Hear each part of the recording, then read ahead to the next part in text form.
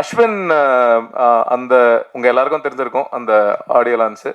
அந்த ஆடியோ லான்ஸ்ல அவரை திட்டின பல பேர்ல நானும் ஒருத்தன். அவரை கண்டபடி திட்டிருக்கேன். எப்படி இப்படி பேசலாம் அப்படிலாம் பயங்கரமாலாம் திட்டிருக்கேன்.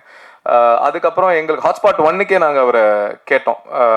அப்போ சில விஷயங்கள்னால ஓகே, அது ஆக்சுவலி அந்த ஆடியோ லான்ஸ்க்கு முன்னாடி இப்போ கேட்டோம். அதுக்கப்புறம் தான் அது பண்ண முடியாமல் போயிடுச்சு. அதுக்கப்புறம்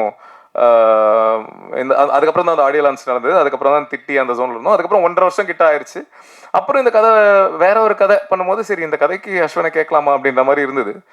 ஆனால் நம்ம இவ்வளோ திட்டி இருக்கோமே அவரை எப்படி கேட்கறது, கேட்கலாமா வேணாமா அப்படின்ற தாட்லாம் எங்களுக்குள்ளேயே இருந்தது. சரி பரவாயில்ல, 1.5 வருஷம் ஆயிடுச்சு, 2 வருஷம் ஆயிடுச்சு. People evolve. எல்லாருமே அது தெரியாம ஒரு ஒரு ஃப்ளோல ஒரு எந்தூசியாசம்ல நானே நிறைய சம்மந்தமே இல்லாமலாம் பேசியிருக்கேன். ஸோ எல்லாருமே பீப்புள் சேஞ்சில்.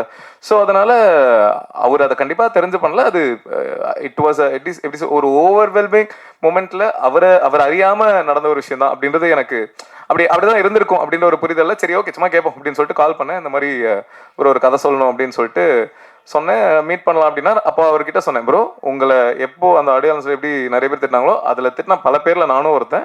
எனக்கும் உங்க மேல பயங்கர கோவம் இருந்தது. நானும் உங்களை கண்டபடி திட்டிலாம் இருக்கேன். இதை நான் உங்ககிட்ட இப்பயே சொல்லிடுறேன். ஏன்னா அதுக்கப்புறம் யாராவது உங்ககிட்ட வந்து இதை சொல்லி அப்படியே அப்படின்னு இருக்கக்கூடாதுன்றதுனால அப்பவே நான் ஃபுல்லாக கிளியரா சொல்லிட்டு, ஆனால் இப்போ நீங்க அதை புரிஞ்சிருப்பீங்கன்னு நினைக்கிறேன் அப்படின்னு சொல்லி தான் மீட் பண்ணும்போது அதை சொன்னேன். சொல்லிட்டு அதுக்கப்புறம் கதை சொன்னேன். கதை சொன்னதுக்கப்புறம் அது பிடிச்சி அது பண்ற மாதிரி தான். அதுக்கப்புறம் ஆனால் ஹாட்ஸ்பாட் 2 ஹேப்பன்ட்.